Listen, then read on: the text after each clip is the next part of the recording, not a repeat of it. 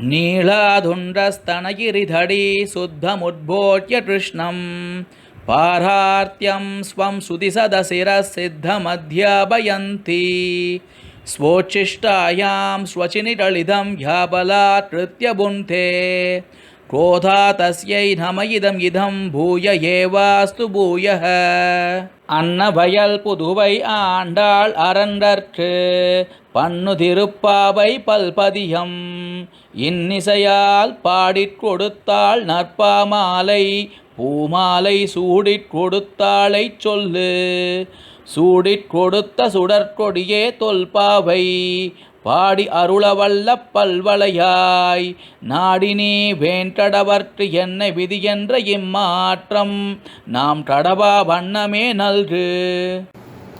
அடியேனின் அன்பான நமஸ்காரங்கள். இன்னைக்கு திருப்பாவையும் திவ்யதேசமும் காலையில் 6 மணிக்கு இப்போ அனுபவிச்சுன்னு வரோம் இல்லையா. இன்னைக்கு எத்தனாவது பாசுரம் தெரியுமோ? 17வது பாசுரம். ஆச்சரியமான அற்புதமான பாசுரம்.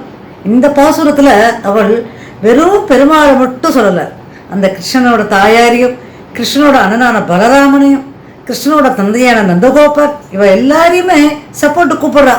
எல்லாம் வாங்கோ, நீங்கள் எல்லாமே சேர்ந்து சொன்னாதான் அந்த கண்ணன் எழுந்திருப்பான். நாங்கள் எல்லாம் கூடி வந்திருக்கோம் இல்லை, எல்லா தோழிகளும் வந்திருக்குமே, எல்லாரையும் கூட்டினு நான் வந்திருக்கேனே, எல்லாரும் பெருமாள் சேர்க்க வந்திருக்கோம். நீங்கள் தயவு செய்து கொஞ்சம் எழுப்பிடுறீங்களா?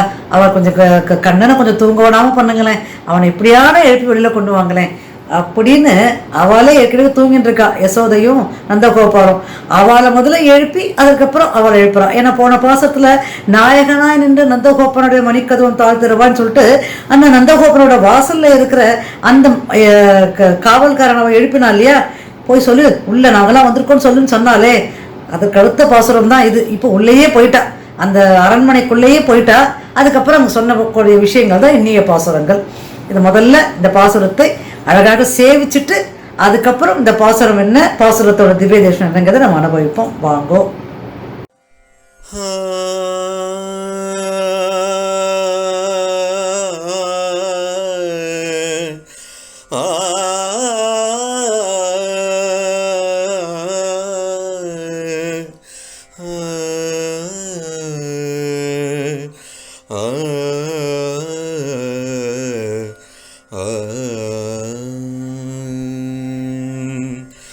அம்பரமே தண்ணீரே சோரே அறம் செய்யும், அம்பரமே தண்ணீரே சோரே அறம் செய்யும், எம்பெருமான் நந்த கோபாலா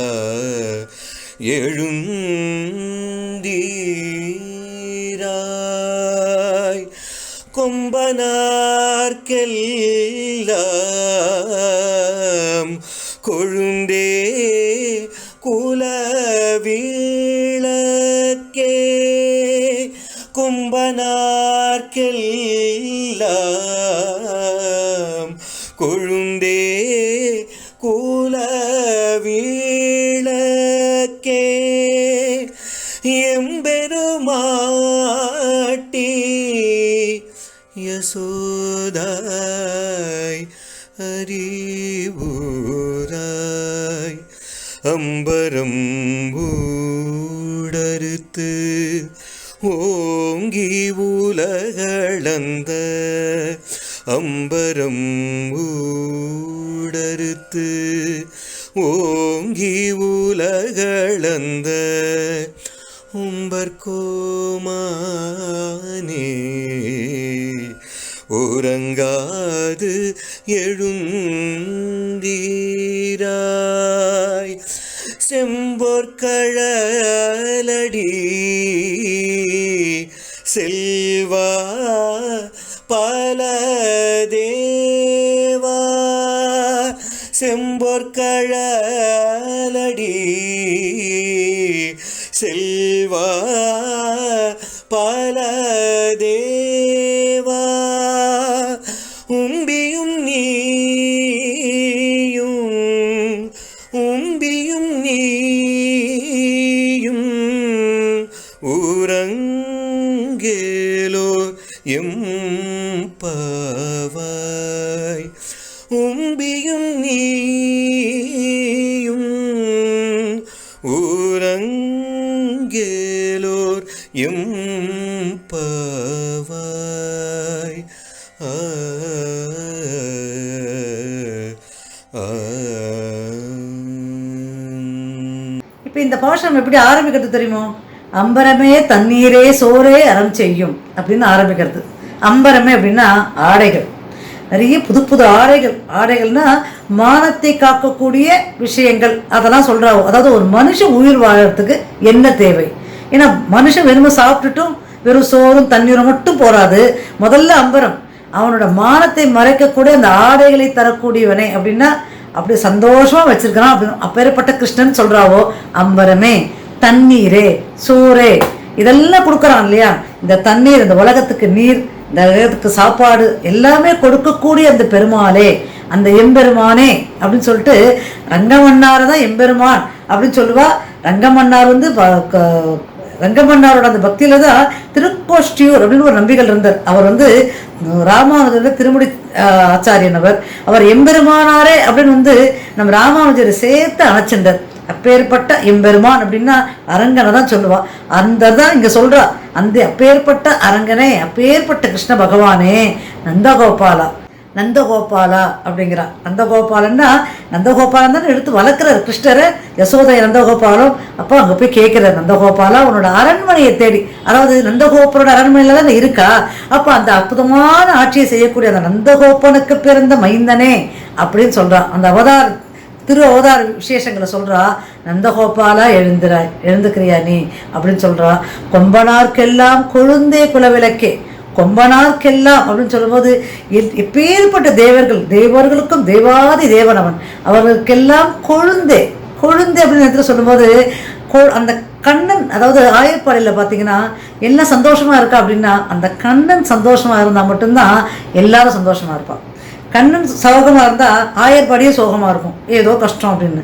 அதனால தான் கண்ணன் எப்பவும் சந்தோஷமாக இருக்கணும், அந்த கண்ணை நம்பி தான் எல்லாமே இருக்குது அப்படிங்கிற அவங்க.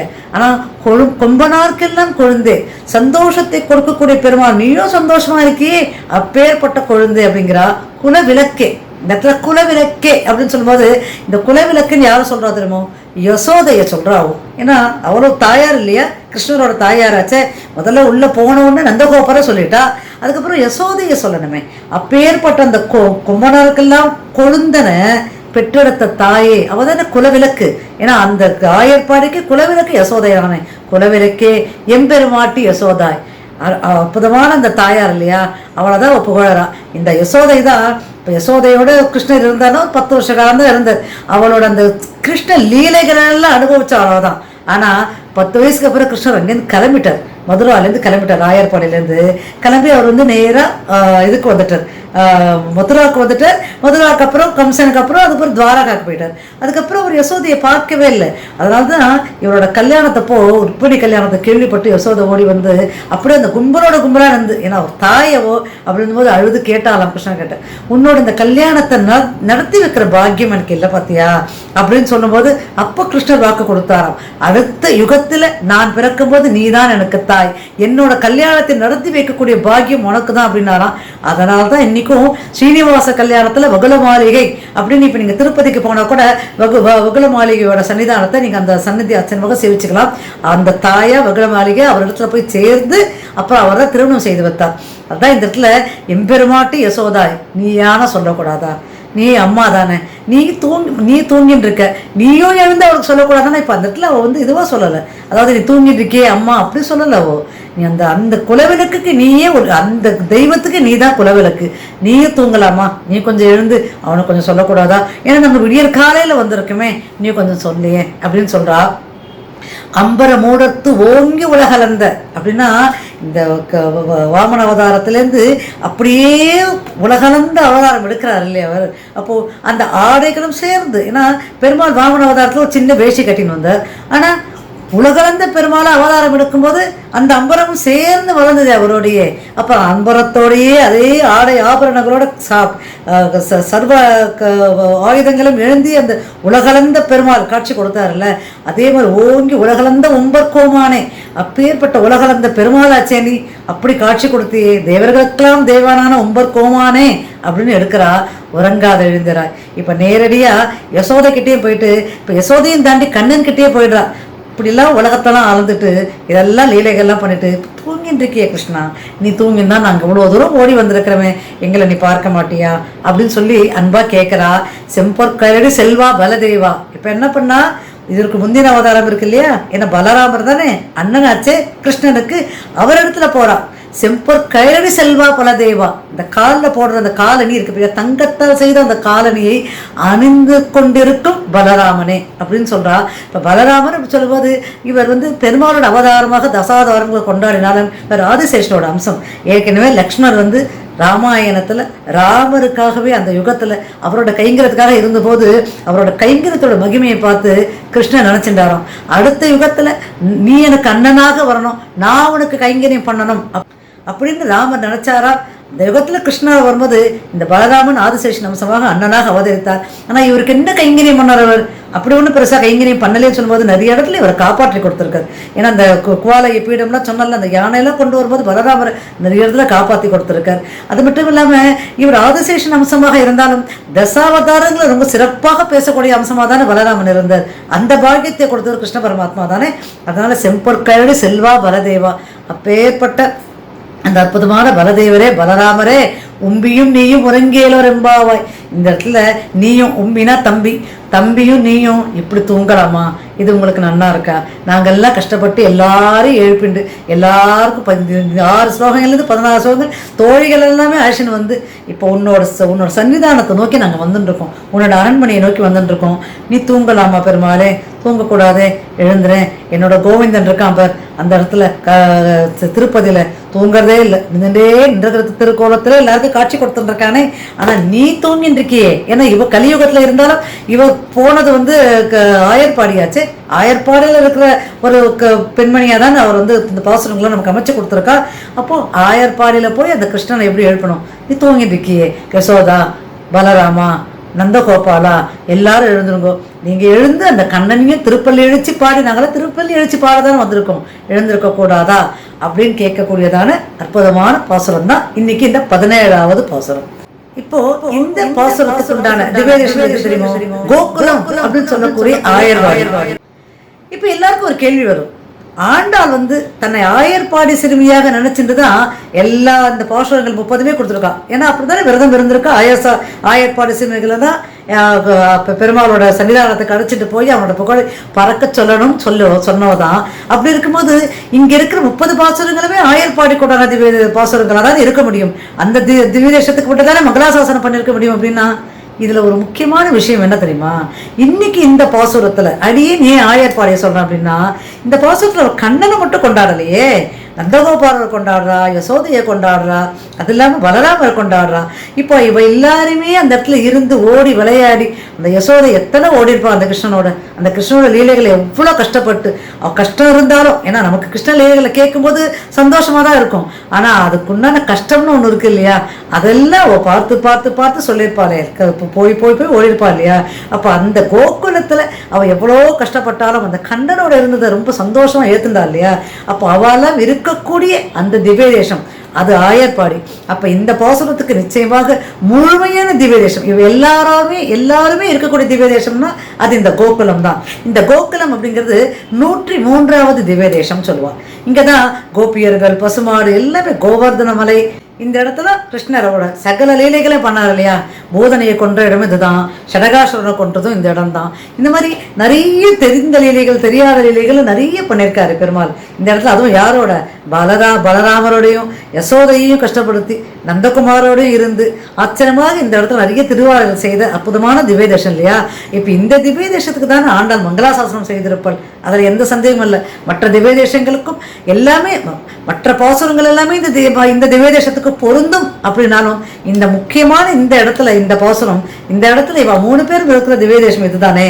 அப்படி இருக்கும்போது இந்த திவ்ய தேசம் தான் சரியான திவ்ய தேசமாக இருக்க முடியும். இந்த இடத்துல பெரியாழ்வார் 10 பாசுரங்கள், திருமங்கையாழ்வார் 7 பாசுரங்களால இந்த அற்புதமான திவ்ய தேசத்தை மங்களாசாசனம் செய்திருக்கக்கூடிய ஆச்சரியமான திவ்ய தேசம். இப்போ இங்கே மூலவரோட திருநாமம் எல்லாருக்கும் தெரிஞ்சிருக்குமே, மோகன கிருஷ்ணன். அவனை தவிர யார் இருக்க முடியும்? இங்கே தாயார் கிழக்கு நோக்கி சைவ சாதிக்கிறார். இங்கே தாயார் ருக்மணி சத்யபாமா, அவள் தான் எங்கள் தாயாராக நமக்கு சேவை சாச்சுட்டு இருக்கா. இப்போ இந்த திவ்யதேசத்தை நீங்கள் யோசிச்சு பார்த்தீங்கன்னா ரொம்ப ஆரவாரமாக ரொம்ப சத்தமாக அப்படிலாம் இருக்கவே இருக்காது.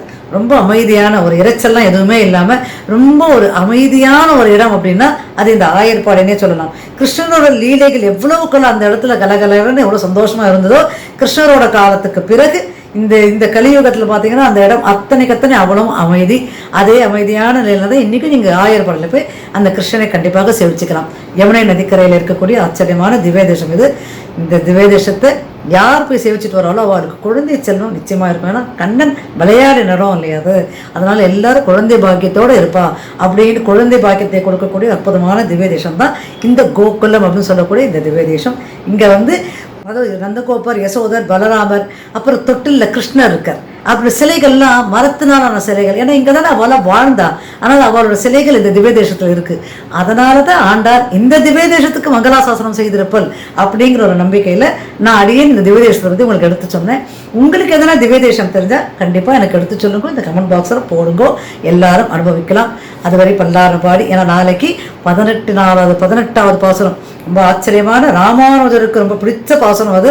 நாளைக்கு அந்த பாசுரத்தோட விளக்கத்தை உங்களுக்கு நான் சொல்கிறேன். அதுக்கு உண்டான திவ்ய தேசத்தையும் சேர்த்து சொல்கிறேன். அதுவரை நன்றி, வணக்கம். நாளை காலை 6 மணிக்கு உங்களை திரும்பவும் சந்திக்கிறேன். கவிதாக்கிர சிம்மாய கல்யாண குணசாலினி ஸ்ரீமதே வெங்கடேஷாய வேதாந்த குரவே நமக.